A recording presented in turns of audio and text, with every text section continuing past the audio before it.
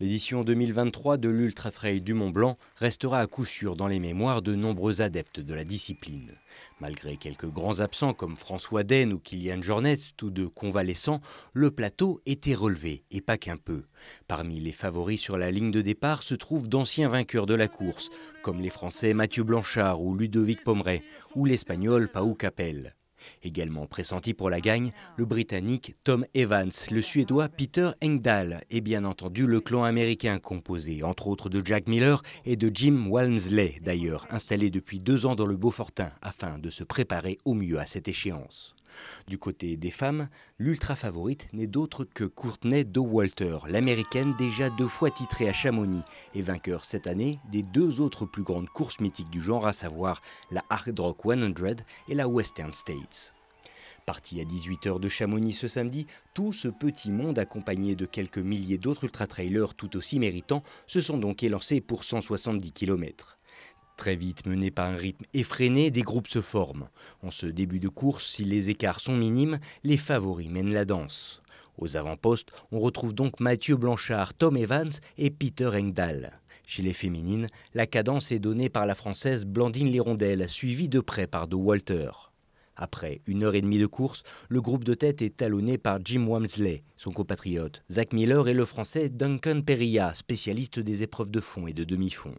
Un athlète qui va d'ailleurs créer la surprise en pointant en première position au ravitaillement de Saint-Gervais et accompagné de Arthur Joyeux-Bouillon, un gendarme savoyard de 27 ans et nouvelle sensation du trail.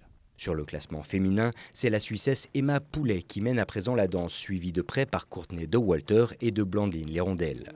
Et alors que les premières frontales commencent à s'allumer, Zach Miller s'échappe accroché par Tom Evans. Et c'est près de 4 heures après le départ et en pleine montée vers la Croix du Bonhomme que le classement est bouleversé. Un trio anglophone secret assailli par un clan tricolore aux aguets. Et alors que Pau Capell lâche le rythme accompagné de plusieurs outsiders, Courtney Dauwalter se réveille, abandonnant ses poursuivantes. Sous les pentes du Mont Blanc, la nuit est tout aussi animée.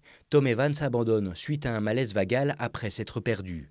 Zach Miller reprend les rênes du classement, 10 minutes devant Jim Walmsley et le Français Germain Grangier, originaire des Alpes-Maritimes. En embuscade, quelques minutes derrière eux, on retrouve Joyeux-Bouillon, Blanchard et Thibaut Garivier qui n'ont pas dit leur dernier mot. Du côté des femmes, Dauwalter mène la danse avec une 26e place provisoire au scratch lors du passage à Courmayeur.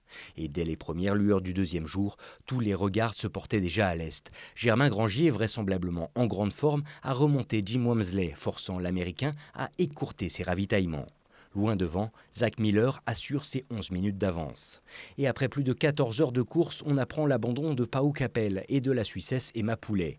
D'ailleurs, côté féminin, si Courtney Dauwalter semble intouchable, accumulant près de 45 minutes d'avance sur ses poursuivantes, la lutte pour les 2e et 3e places fait rage. Blandine Lirondelle menant un duel acharné contre la chinoise Fu Zhaojiang au niveau de la Foulie. Loin derrière, on peut aussi assister au réveil de Ludovic Pommeret, qui pointait à la 57e place à Saint-Gervais, mais remontait 7e après 15 heures de course. Une technique de course crescendo bien à lui qui lui avait notamment permis de remporter l'UTMB en 2016, partant à l'époque de la 48e place pour s'imposer face à un certain Zach Miller. L'Américain qui d'ailleurs à ce moment-là court toujours seul en tête. Seulement c'était sans compter Jim Walmsley qui, bien décidé à ne pas rater le coche cette année, reprend seconde après seconde sur son compatriote.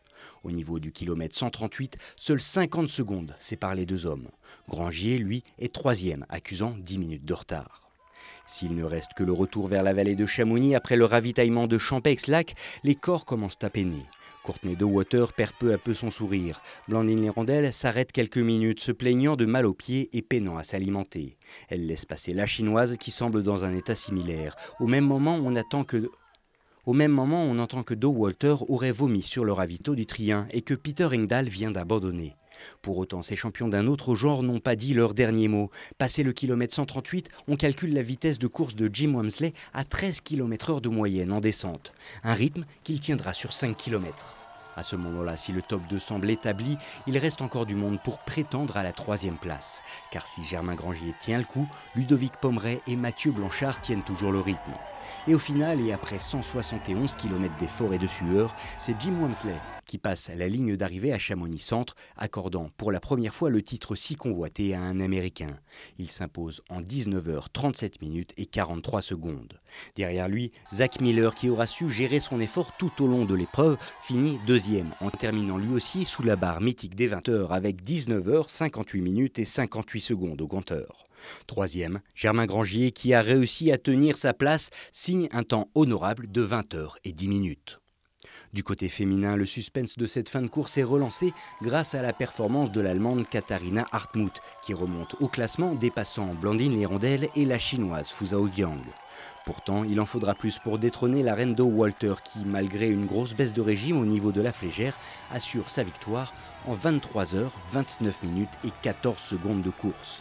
Elle devient ainsi la seule coureuse à remporter en une même année les 3 grandes courses mythiques de la discipline. Derrière elle, Katharina Hartmut termine seconde avec un temps de 24h10, suivie de Blandine Lérondelle, première française qui arrive tant bien que mal à se hisser sur le podium après 24h22 d'une course effrénée.